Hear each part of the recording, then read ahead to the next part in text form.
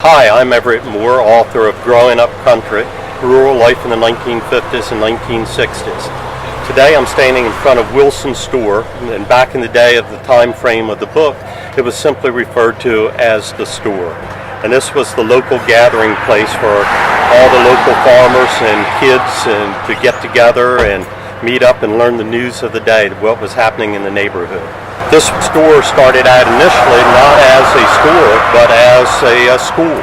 This was my father's one-room schoolhouse, Springfield School number 33, and it closed as a school in 1931-32 in that era.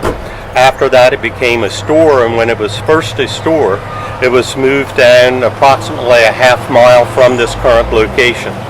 And then in 1941, it finally came to this final resting place here. So this is the third location this building has been located. I'm now seated on one of the school benches that was originally one of my father's one-room school benches. As I indicated, this was the one-room school that served this area, and it was known as Springfield School number 33 at the time. And this school bench actually belonged to the original school, which was prior to this building. So it's got a lot of history. The other part of the history that I remember as a young child is coming here after riding my bike to the store, oftentimes riding the bicycle up and down the road, collecting soft drink bottles that were thrown along the road. Note that I said soft drink bottles because in the vernacular of the day, we didn't refer to soft drinks as either being soda or pop. They were always referred to as soft drinks. We'd pick up the soft drink bottles on our bicycle, bring them down here, and we could turn them in for 3 cents or 2 cents, depending on the type of bottle. Back at the time, the owner of the store, Marshall Wilson, who is the current owner's father, actually sold cigarettes and bullets by the piece. You did not have to buy a full pack of cigarettes nor a full pack of bullets. You could buy 122 bullet, and just for a cent or two to be able to get that. But we would sit on this bench. There was always a stuffed chair, overstuffed chair in the store as well, and that was usually occupied by the oldest person in the store. Everybody, the young kids and young adults, if someone older came in, would get up out of that chair so that the oldest one could sit down and occupy the chair. When we came to the store, it was traditionally just for snacks in the daytime. There was not a breakfast trade that is here now. There was not the big lunch trade. There was no grill. There were no subs. Marshall Wilson would make some sandwiches for people who wanted them, but that was not the main part of the trade. It was really the soft drink trade. This is on the main route for a lot of the state highway workers. They would stop in, and farmers would pick up soft drinks. And the store wasn't as busy as it is today.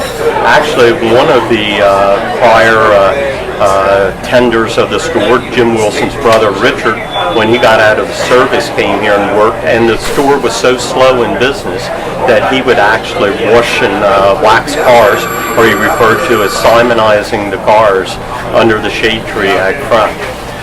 As they were growing up and we were in the store, it was actually during the summer times the Wilson children that ran the store. They would run it 5 days a week. The store was open 6 days a week, and the children would run the store from 6 in the morning to 7:30 at night.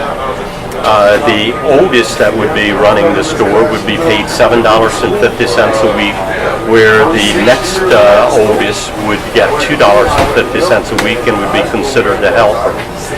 The store was more open. Jim Wilson's quite the entrepreneur, and he has a lot of additional displays in here that were not here at the time.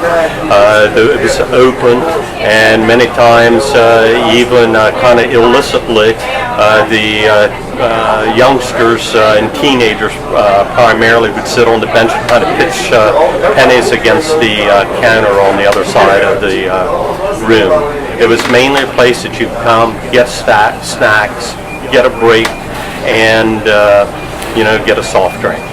To learn more about the book or the topic that we've discussed today, be sure to visit us on Facebook or on our website through the links that are on the screen or in the description.